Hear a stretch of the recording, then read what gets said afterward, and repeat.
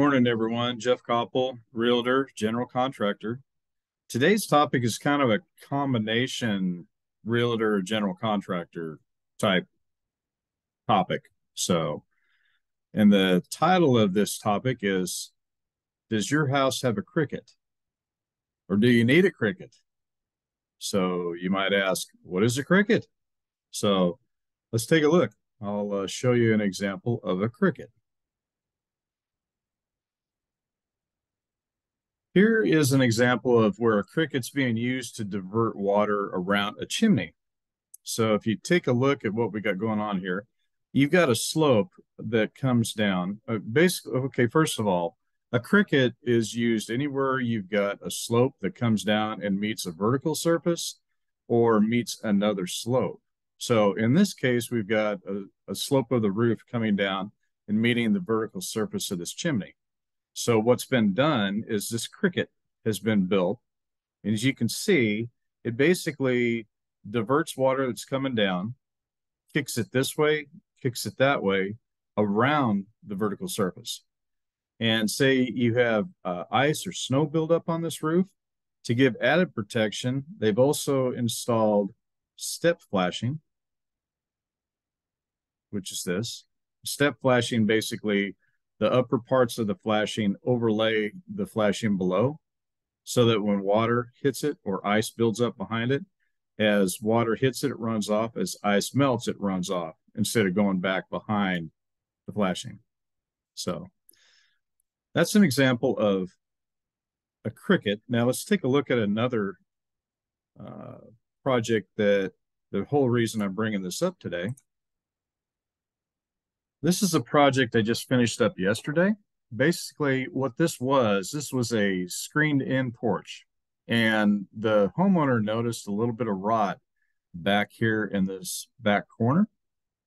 There used to be a door here, just a screen door, and they noticed some rot back here in this corner. So when I started opening it up, these beams, these two 2x12 beams, were rotted halfway through. So in 11¼ inches of beam, it was about 5 inches that were just totally dry rotted and gone. So what caused that? You see this deck over here? This deck actually sits on this roof. And there was no cricket. So basically, there was the framing of the deck that was laying right on the roof. All the water, leaves and everything come flowing down this roof line. It had nowhere to go. Got trapped back behind the framing of the deck. So it was forced to come down on these headers. So what we did in order to fix this problem is we actually built a cricket up here. And I've got a picture here in a minute. I'll show you an example of the kind of cricket that we did. And then we also sistered two new 2x12 beams onto the existing ones that were partially rotted out. And then we installed this new post right here to support everything. So, but all this stuff is what I did to basically open it up and, make a nice open porch for them.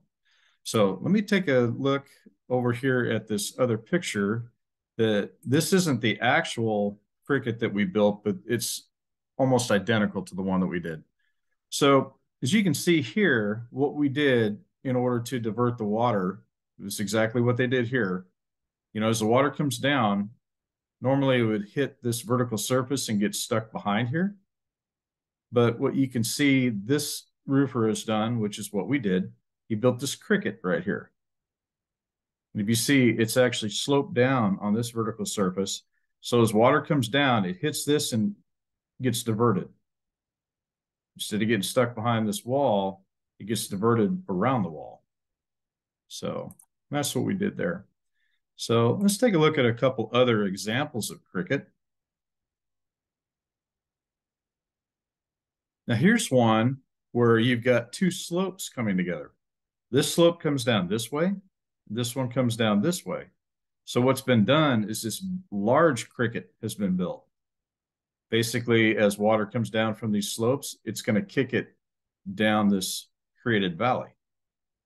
Now, this is an interesting choice of materials here. This is what is called 90-pound felt. Normally, this is used in very narrow valleys. And as you can see, 90-pound felt comes in about a 3-foot wide roll, and you basically just roll it out. And you can see he's got several layers of 90-pound felt overlaying each other. I think a better choice here would have been even the asphalt shingles or metal in this valley, because you can see here, it looks like there might be just a little bit of lifting right here of the felt. And so that's potentially a water leak. And unless you really glued this well between the rolls, it's susceptible to a leak. So I don't think I would have chose this material here, but this is what this roofer decided to do. So now let me show you an example of what we typically see in Texas. This is an example of a chimney with no cricket. As you can see down here, they've already removed some organic material that, or partially removed it, that was stuck behind this chimney.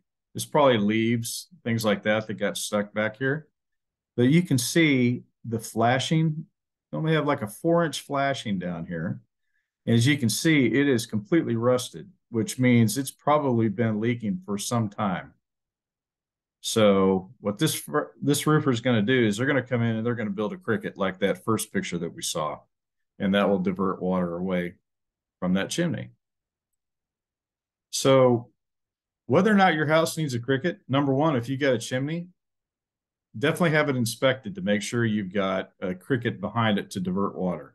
Because in Texas, for some reason, a lot of times they're not put on there.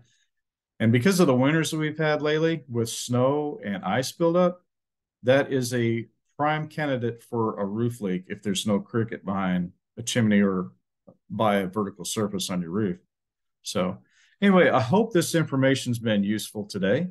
And, I look forward to answering any other ideas you may have for videos.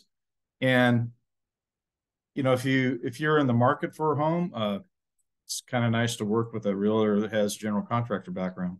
So anyway, I hope you enjoyed this video today. And if you need my assistance as a realtor, I'd love to help you. You can get a hold of me at jeffkoppel@gmail.com.